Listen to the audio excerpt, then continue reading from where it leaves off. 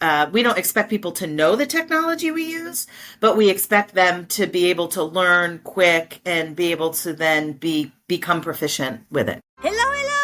This is CPA Career Path podcast with Rosey Flaherty, CPA MSA, where we dive into thrilling journeys in the world of accounting. I also like the sentence you mentioned that people need to promote themselves. Yes. And I feel like that sometimes that staff may be shy from it because like for example, I take ownership of my career. When I want the next promotion and say I would like to be promoted to this role, what do I need to do?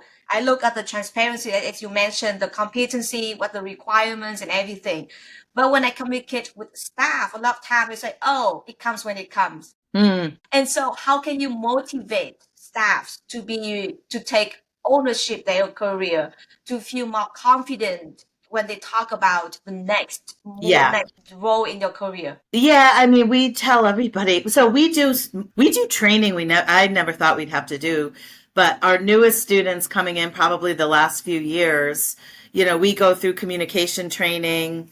We go through role play about asking questions because remember, we're hiring generations that have grown up with technology. And so their comfort zone, and I have 2 kids. My daughter just graduated college. My son's a freshman, and their comfort zone is on apps, right? I'm going to send a chat. I'm going to go into my doctor portal. Nobody picks up the phone anymore and has a live conversation. And so when you get into a professional services career, it's all about relationships and building trust. And that isn't done on an app, and that isn't done in email. That is being present in person or live. Zoom, is how we do a lot of things, or you're on the client site, or you have to have a phone call. Emails can get clunky. And so you need to be able to build that trust with clients. We're a trust business. And so we do a lot of training around that. We also have executive coaches that sit inside our firm, and there's a coach that sits over all the new staff that come in and that come into the firm. And so that coach is able to help them navigate what they need to do, how they could ask for something or have a difficult conversation.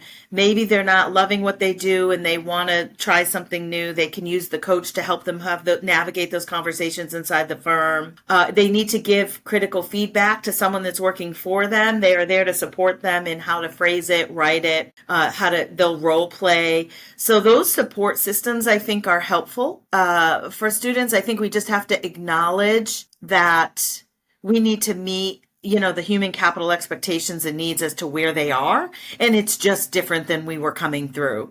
When we were coming up, there wasn't technology. So we had to be in person and have those conversations. And so we can't assume people will do what we do, right? Do what we did, right? Oh, well, I didn't have to do that. Well, okay, nobody cares. Like this is the support that they need today. So we need to give them that support. You mentioned about technologies. Oh my God, it's everywhere now. Yes. And so I'm just curious, with technology involvement right now in our professions, what are 3 main characteristics you're looking for a good candidate or good staff to be hired at your firm? Yeah, I mean, I think it's changing fast. For years, it's been advanced Excel usage. And believe it or not, we still hire from universities where students are not advanced Excel users. And to me, the university is asleep at the wheel if they're not preparing their students for that, because everything is data driven. And even if we're using like data mining software, you still ingest it into Excel. It reformats. Now we have a bot that does that reformats the cells,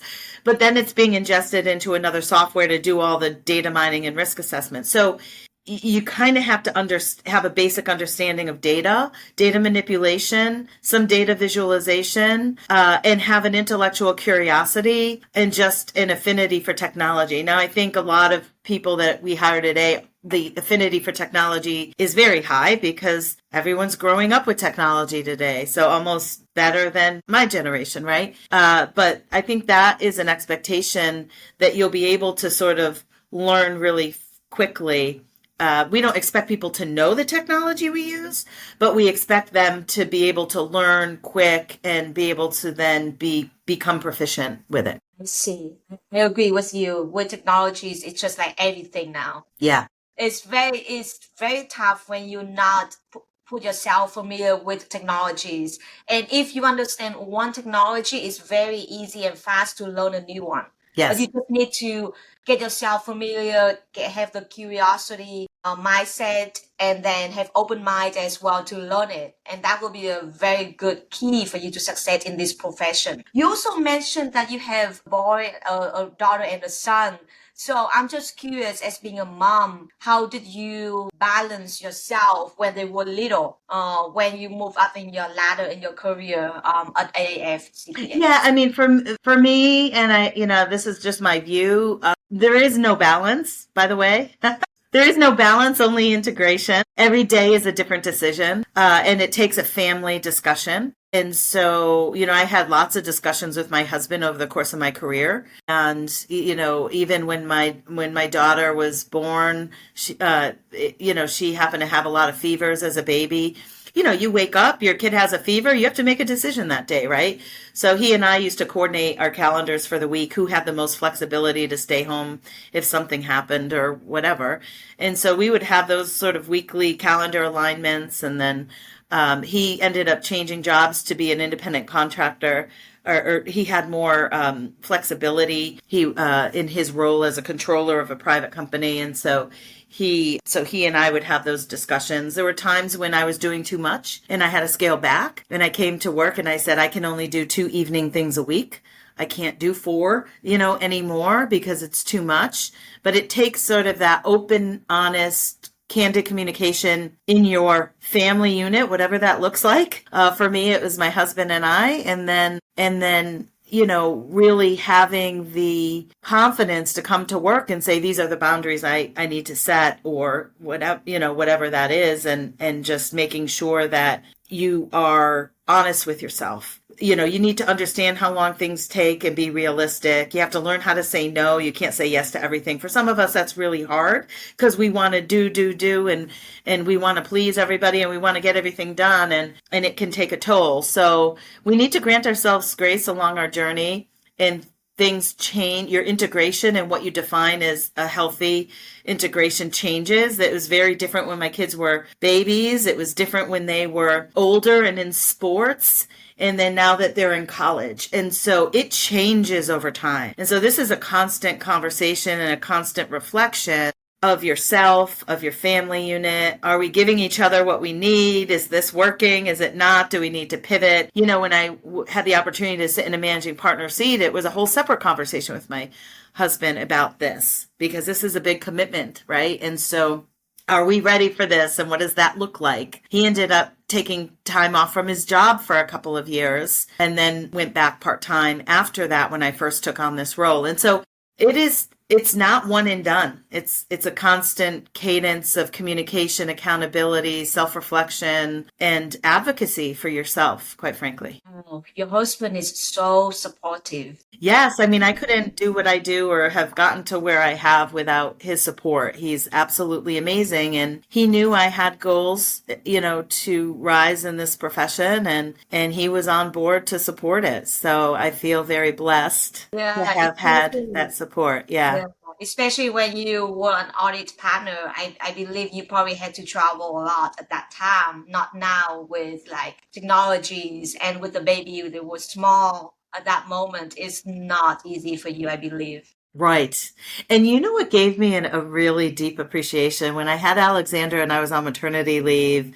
So it was our first, and then I was home for, I don't know, 2 or 3 months. I forget what it was. So I was home and he was going to work. And I was like, when's he coming home? I would text him and I'm like, are you coming home tonight? And the tables were turned. It was hysterical.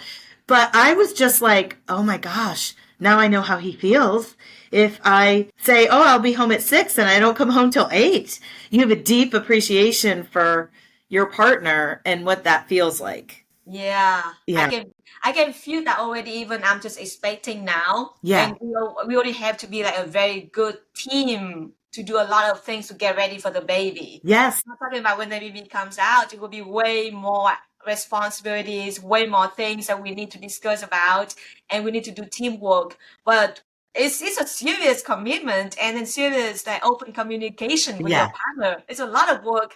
that's for sure, for sure. That is amazing. Now talking about we already mentioned about your career moving up as a managing partner. So as your current role as a managing partner, you do not have any client work at the moment.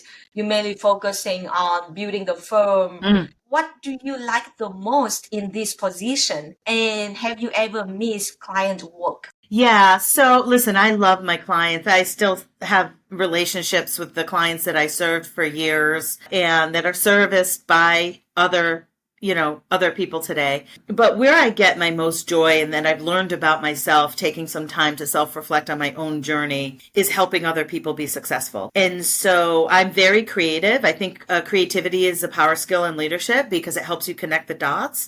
And so I've been able to support my partners thinking about how to grow their practice areas, how to take their practice areas national, and that time I have with them on strategy discussions, because I meet with all of my leaders by pod or department, and I see them go off and they have successes and they come back and they're like, hey, guess what?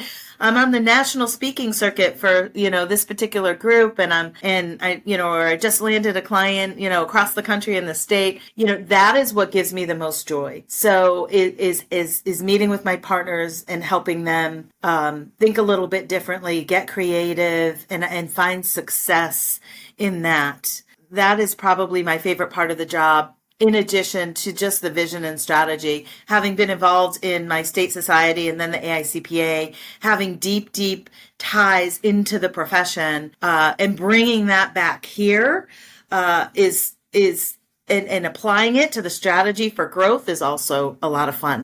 Yeah, you mentioned about state society and AICPA. That's the next topic I would like to discuss about volunteering activities. You found the Women's Opportunity Network and other initiatives. And can you walk us through like why you decide to fight this Women's Opportunity Network? Why you think it's necessary to create this? And over the year, what have you learned from it?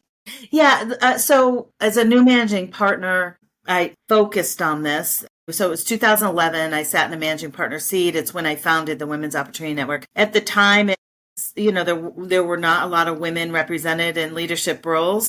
And what I actually saw here at the firm was women got to the manager level and left. And people would make assumptions. Oh, I have to be like that person. She doesn't have kids, and that's the only way to get to partner. And we're really good at making assumptions about what we need to do. But if I was going to make positive change in the firm, I needed to know before people got to an exit interview why they were leaving. And so that there was one of the first AICPA Women's Global Leadership Summits, the Women's Global Leadership Summits I attended. And there's a business case to have diversity around the table. And at the time, it was really focused on women and how do we get women to stay in the profession. And so I decided that as a firm, we needed to do better. We needed to do better for women. There was a lot of bias in the system. Oh, she can't do that job because she's going to have a baby, and all of this stuff. Those were regular, like out loud conversations people would have back then, right? And so I created a board around the Women's Opportunity Network, a charter. I brought in, the top performers in the firm that were either seniors or managers, and gave them a leadership role in this. And, it transformed women leadership in our firm. And we don't have a women leadership issue here anymore. In fact, our leaders of that haven't been directly involved in it in a number of years, but they came to me and they said, the work that we're doing in our Women's Opportunity Network is sort of the same as what we're doing in our Inclusion and Belonging Council. And so if we feel duplicative, like we're bringing in keynote speakers on topics that are available, that are relevant to everybody, so are they. We don't feel like there's bias here. We don't feel like there's a women leadership issue. We feel it's time to sort of sunset the program and roll it into, sort of just go along with the inclusion and belonging. That's music to my ears. They were worried because I founded it. And I said, the whole purpose of doing these is so someday you don't need it, right? So you don't need the program anymore, right? If we had cultures of inclusion and belonging and it was just everybody, sort of treated everybody as another human without judgment, we wouldn't need an inclusion and belonging council, right? So isn't that the goal, is really to do that? We did keep one small program, which is the Women's Breakfast Series, which is sort of that safe space for women to just talk about things that, it might be on their mind that's specific, but it's such a small piece of what we did in the whole thing. So yeah. That's amazing. And I know that because you are managing partner and then you involved in a lot of communications and also relationships that related to your volunteering activities at state societies and AICPAs. But I'm just wondering, besides of work related, what really inspired you to really involve in a lot of volunteering activities for state society and also at the national level at AICPA? Yeah, I mean, it wasn't one of my goals originally. It was a mentor I had here, one of the senior partners that came to me. Well, one of the senior partners that was a mentor to me here first asked me about community service. It was one of our firm's core values, and he asked me what I was doing. This is as I was trying to get to partner, right? I was like, oh, I'm not doing anything, right? So so I had to get involved in community service. So that was the first. I joined a board of a nonprofit called Strong Women, Strong Girls. It was about empowering young girls to see that they could be anything and do anything. And so I was a founding board member there, and that taught me how organizations run. It taught me how boards run. It taught me about the power of the network of different people in different professions that you meet when you sit on a board, and those relationships are very valuable to you, and you develop these strong friendships. And then I was encouraged as a new managing partner to get involved with the Mass Society of CPAs again, which I said, why? These are all my competitors. Why do I want to spend my time there? I'm trying to build a book of business, whatever. And so what I didn't realize, and I joined a managing partner committee. It's called the MAP committee, Management of an Accounting Practice. And what I learned in that group is the power of a peer network. I have friends that were in similar positions. You're challenged with the same things, and you can share with each other and still not feel like, you're competing. You're actually helping each other. So it's the power of a peer network. And I think a little bit of my boldness, my creativity, my ideas sort of got me noticed in the committee for the board of the Mass Society, and my commitment there got me to an officer role. An officer role in the state gets you a seat at council. And my involvement at AICPA Council got me noticed for the PCPS Executive Committee of AICPA, and I think my involvement there got me noticed for a board nomination. And my involvement in the board got me noticed for an officer position. So you don't know where you're going to end up. You don't know what's next on your journey, but every experience that you have, whether it's positive or negative, is preparing you for your next role. I hear you. Yeah, it sounds like you start from small, just like the not-profit as a board of director, and then you go up and up and up, and now now you become the immediate past chair of AICPA. Yes, right. Yeah. That's amazing.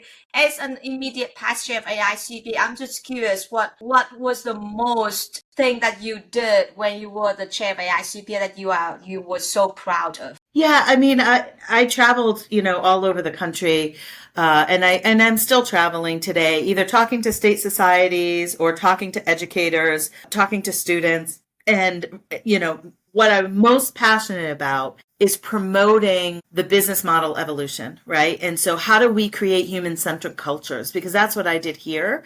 I shifted us from a traditionally run firm to a people-first culture, or human-first culture, as I call it. And it really is about embracing diversity, embracing authenticity, allowing people to be their authentic selves, having flexibility. We're work from anywhere, so we don't have office mandates. We don't plan on having office mandates. I don't like one size fits all. I don't like mandates. We should be able to communicate with one another and still hold ourselves accountable to follow through and get things done and keep our commitments and all those things, regardless of where we are and where we sit, right? We don't have to do everything the same. And so I have been talking to organizations about how to create these cultures. And it's not just firms. Business and industry needs to focus on culture. They need to understand what are their advancement opportunities for their people? What is the culture of their organization? So does government. Government is having a hard time hiring.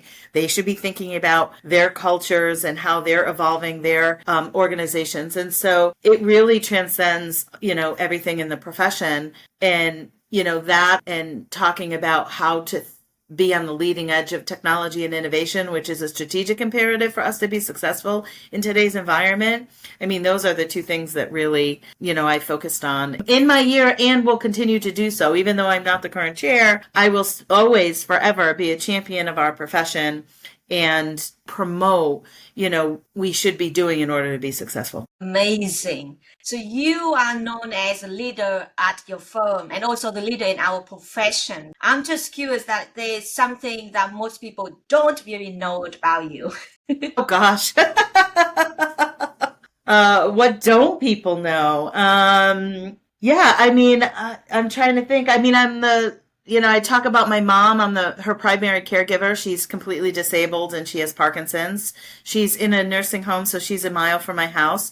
So a lot of my life revolves around her care.